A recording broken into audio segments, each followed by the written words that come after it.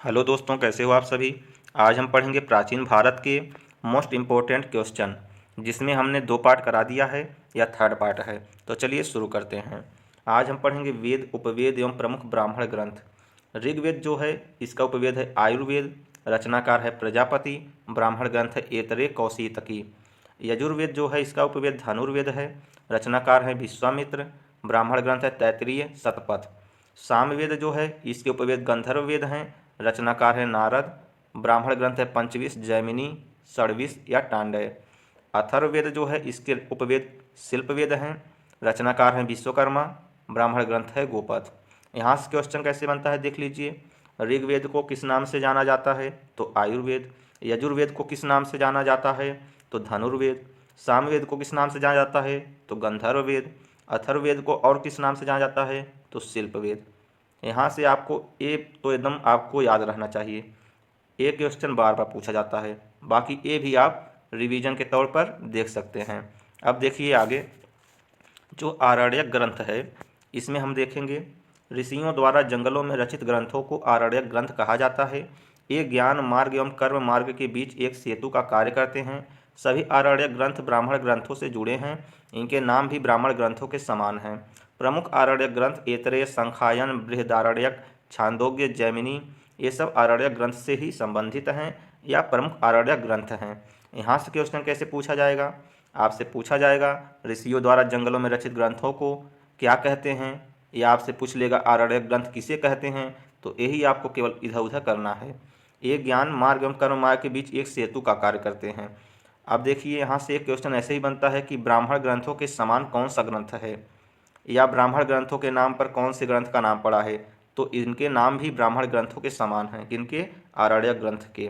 आरण्यक ग्रंथ कितने हैं या कौन कौन से हैं, 4 ऑप्शन दे देगा, उसमें से एक गलत रहेगा। तो आपको यह देखना पड़ेगा ऐतरेय, संखायन, बृहदारण्यक, छांदोग्य, जैमिनी, केवल ये ही आरण्यक ग्रंथ हैं। अब हम पढ़ेंगे उपनिषद। उपनिषद देख लीजिए। उपनिषद में वेदों की दार्शनिक व्याख्या के लिए उपनिषदों की रचना की गई, जिसका शाब्दिक अर्थ एकांत में ज्ञान है या एकांत में प्राप्त ज्ञान है।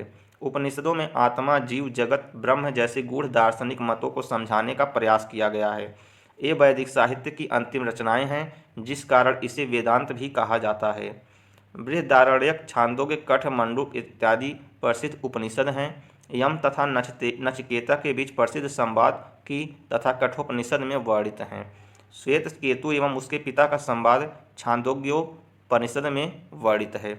यहाँ से क्वेश्चन देखिए कैसे बनता है। श्वेत केतु और उसके पिता का संवाद किस उपनिषद में वर्णित है तो छांदोग्योपनिषद में वर्णित है। नचिकेता के बीच प्रसिद्ध संवाद किसमें उल्लेखित है तो कठोपनिषद में है। बहुत इंपॉर्टेंट क्वेश्चन है नचिकेता का, इसको आपको ध्यान रखना है। वेदांत किसे कहते हैं तो वैदिक साहित्य की अंतिम रचनाएं हैं जो, जिस कारण इसे वेदांत कहते हैं। अब देखिए आगे, उपनिषदों की संख्या देख लीजिए। उपनिषदों की संख्या 108 है। वेदांग की संख्या कितनी है, 6 है। महापुराणों की संख्या कितनी है, 18 है।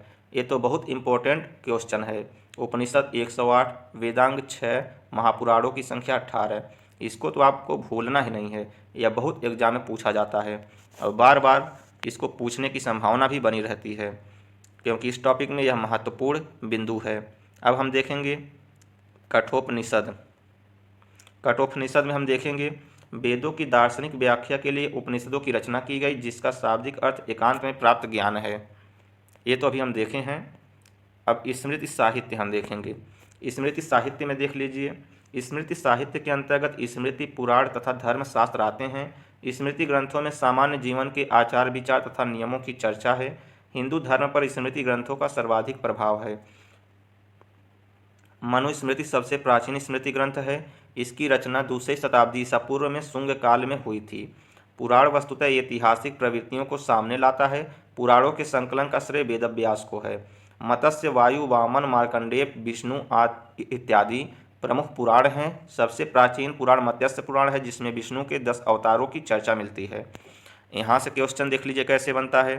आपसे पूछ लेगा कि मत्स्य पुराण जो है, या 10 अवतारों की, विष्णु के 10 अवतारों की चर्चा किस पुराण में मिलती है तो मत्स्य पुराण में मिलती है। पुराणों के संकलन का श्रेय किसे जाता है तो वेदव्यास जी को जाता है। मनुस्मृति जो है यह कौन सी ग्रंथ है, या पूछ लेगा स्मृति ग्रंथ बताइए, तो मनुस्मृति सबसे प्राचीन ग्रंथ है। इसकी रचना कब हुई थी, तो 2वीं शताब्दी ईसा पूर्व में, और किसके द्वारा हुई थी, तो ये सभी बिंदु आपको ध्यान रखना है। स्मृति साहित्य के अंतर्गत कौन कौन से आते हैं, तो स्मृति आती है, पुराण, धर्मशास्त्र आते हैं। अब हम आगे देखेंगे महाकाव्य, कला एवं संस्कृत में हम आ गए हैं। अब हम महाकाव्य देखेंगे। रामायण की रचना महर्षि वाल्मीकि ने की थी। यह संस्कृत भाषा में है। यह बहुत इंपॉर्टेंट क्वेश्चन है। रामायण की रचना आपसे बार बार पूछा जाता है, किसने रची, तो महर्षि वाल्मीकि जी ने इसकी रचना की। महाभारत 18 पर्वों में विभक्त है। इसे जय संहिता या सतसहस्त्र संहिता भी कहा जाता है। इसकी रचना वेदव्यास ने की थी। श्रीमद् भागवत गीता महाभारत के भीष्म पर्व का अंश है। आपसे पूछा जाएगा महर्षि वाल्मीकि ने या रामायण की रचना किसने की, तो महर्षि वाल्मीकि ने की। महाभारत में कितने पर्व हैं, तो 18 पर्व हैं। इसे और किस नाम से जाना जाता है, तो जय संहिता, सतसहस्त्र संहिता के नाम से जाना जाता है। महाभारत की रचना किसने की, तो वेदव्यास ने की। बहुत लोग रामायण और महाभारत में कन्फ्यूज हो जाते हैं। तो देखिए, रामायण जो है महर्षि वाल्मीकि हैं और महाभारत जो है यह वेदव्यास हैं। अब देखिए, श्रीमद् भागवत गीता महाभारत के भीष्म पर्व का अंश है। अब हम देखेंगे षड दर्शन। षड दर्शन में हम देखेंगे वैदिक साहित्य के अतिरिक्त भारतीय समाज और दर्शन को दिशा देने वाले अन्य ग्रंथ भी हैं जिनसे भारतीय दर्शन का निर्माण हुआ है। इनमें आत्मा, जीव, जगत, ब्रह्म इत्यादि को विभिन्न प्रकार से समझाने का प्रयास किया गया है। अब हम देखेंगे भारतीय दर्शन।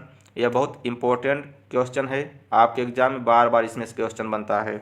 आपसे पूछा जाता है सांख्य दर्शन के प्रवर्तक कौन हैं, तो कपिल हैं। न्याय दर्शन के प्रवर्तक कौन हैं, तो गौतम हैं। योग दर्शन के प्रवर्तक पतंजलि। वैशेषिक दर्शन के प्रवर्तक कणाद या उलुक। पूर्व मीमांसा के जैमिनी। उत्तर मीमांसा के बादरायण। ये बहुत इम्पोर्टेंट है, इससे आपके हर एग्जाम में एक क्वेश्चन बन ही जाता है, इसलिए आप इसका भी स्क्रीनशॉट ले लीजिएगा। अगर आप हमारे चैनल पर नए हैं तो सब्सक्राइब जरूर कीजिएगा। इसी तरह हम आपके लिए कंटेंट लाते रहेंगे जो आपके एग्ज़ाम के लिए महत्वपूर्ण हैं। अब हम देखेंगे भारत में धार्मिक आंदोलन। ईसा पूर्व 6वीं सदी में ब्राह्मणवादी कर्म कांडों के विरुद्ध नास्तिक एवं अनिश्वरवादी बौद्ध एवं जैन धर्मों का उदय हुआ। जैन धर्म में हम देखेंगे जैन धर्म के संस्थापक तथा प्रथम तीर्थंकर ऋषभ देव थे। जैन धर्म के 23वें तीर्थंकर पार्श्वनाथ थे। महावीर स्वामी 24वें एवं अंतिम तीर्थंकर थे। यह भी क्वेश्चन बहुत इंपॉर्टेंट है जैन धर्म से। जैन धर्म के संस्थापक कौन थे, तो ऋषभ देव थे। जैन धर्म के प्रथम तीर्थंकर कौन थे, तो ऋषभ देव थे। जैन धर्म के 23वें तीर्थंकर कौन थे, तो पार्श्वनाथ थे। महावीर स्वामी 24वें एवं अंतिम तीर्थंकर थे।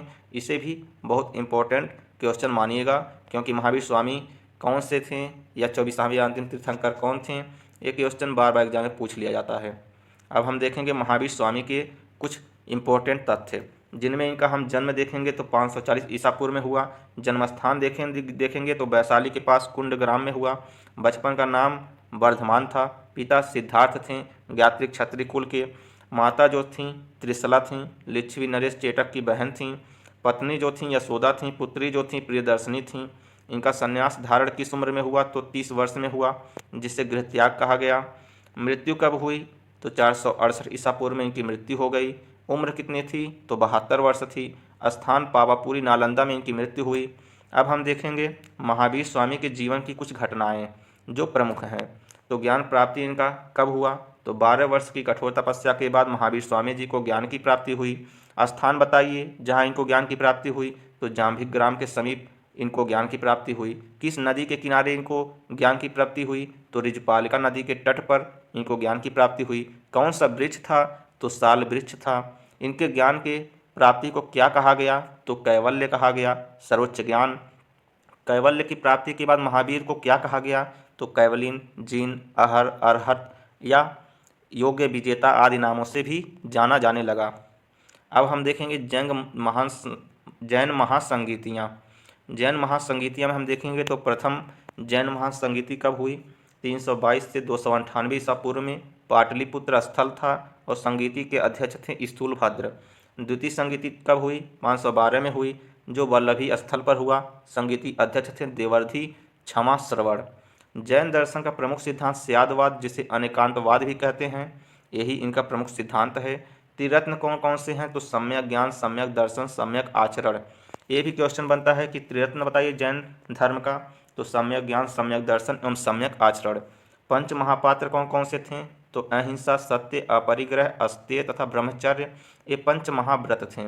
इनमें प्रथम 4 पार्श्वनाथ द्वारा जोड़े गए तथा अंतिम ब्रह्मचर्य जो हैं ये महावीर द्वारा जोड़े गए।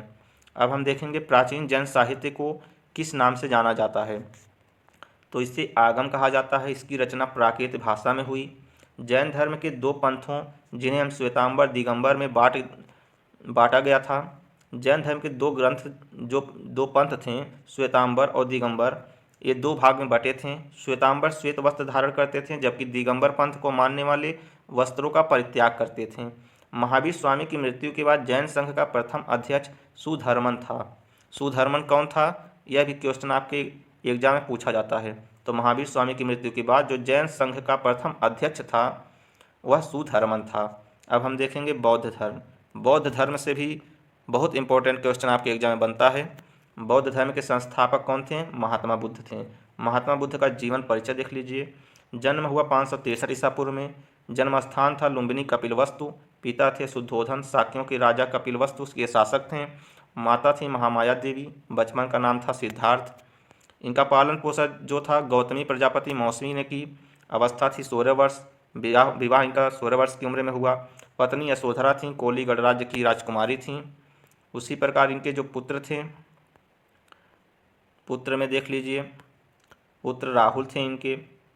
उसी प्रकार बुद्ध से संबंधित कुछ महत्वपूर्ण घटनाएं देख लीजिए जो आपके एग्जाम में पूछा जाता है। गृहत्याग को क्या कहा गया? महाभिनिष्क्रमण। 29 वर्ष की आयु में इन्होंने गृहत्याग कर दिया और उसी गृहत्याग को क्या कहा गया? महाभिनिष्क्रमण। ज्ञान प्राप्ति कितने वर्ष में हुई? 35 वर्ष की आयु में वैशाख पूर्णिमा के दिन इनको ज्ञान की प्राप्ति हुई। स्थान था बोध गया, जिसे बिहार में जाना जाता है। बिहार की एक स्थान है बोध गया जहाँ इनको ज्ञान की प्राप्ति हुई। इस घटना को क्या कहा गया? संबोधि कहा गया। वृक्ष कौन था जिसके नीचे इनको ज्ञान की प्राप्ति हुई? तो बोधि वृक्ष या पीपल का वृक्ष भी कह सकते हैं। इनका जो प्रथम उपदेश था वह कहाँ हुआ? सारनाथ में हुआ।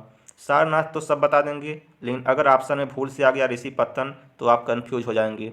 इसलिए प्रथम उपदेश जो है ऋषिपत्तन, इसको भी आपको याद रखना है। सारनाथ तो बार बार पूछा जाता है, लेकिन ऋषिपत्तन को भी आपको याद रखना है। इनका जो प्रथम उपदेश था इसका घटना क्रम या घटना क्या कहा गया? तो धर्मचक्र प्रवर्तन। इनका मृत्यु देख लीजिए कब हुआ। मृत्यु हुआ 483 ईसा पूर्व में। दिन था वैशाख पूर्णिमा। स्थान था कुशीनगर। घटना को क्या कहा गया? महापरिनिर्वाण। इनकी मृत्यु की घटना को क्या कहा गया? महापरिनिर्वाण। बुद्ध के त्रिरत्न हैं। जैसे जैन धर्म में हमने देखा है त्रिरत्न, वैसे ही बौद्ध धर्म भी त्रिरत्न है। तो बुद्ध, संघ तथा धर्म, बुद्ध संघ धर्म, यह त्रिरत्न है। बहुत लोग जैन धर्म बौद्ध धर्म में कन्फ्यूज हो जाते हैं, तो ध्यान रखना उसमें सम्यक लगा है। सम्यक दृष्टि, सम्यक आचरण, ये सब लगा है, लेकिन इसमें बुद्ध, संघ, धर्म केवल 3 शब्द हैं। बौद्ध ग्रंथों में त्रिपिटक सर्वाधिक मात्रा में या सर्वाधिक महत्वपूर्ण है। बौद्ध ग्रंथों में त्रिपिटक जो है पाली भाषा, ये सर्वाधिक महत्वपूर्ण है। ये है विनय पिटक, सुत्त पिटक तथा अभिधम्म पिटक। ये तीनों भी इम्पोर्टेंट क्वेश्चन हैं कि इनके जो बौद्ध धर्म के ग्रंथ हैं कौन कौन से हैं। तो विनय पिटक, सुत्त पिटक तथा अभिधम्म पिटक यह पाली भाषा में लिखे गए हैं और ये बहुत महत्वपूर्ण हैं। अब हम देखेंगे बौद्ध प्रतीकों में बौद्ध प्रतीक कौन कौन से हैं। तो कमल एवं सांड हैं। जन्म का बौद्ध प्रतीक कमल एवं सांड है। जो घोड़ा है यह गृह त्याग का है। पीपल का वृक्ष जो है यह ज्ञान का है। पद चिन्ह जो है यह निर्वाण का है। एवं स्तूप जो है यह मृत्यु का प्रतीक है।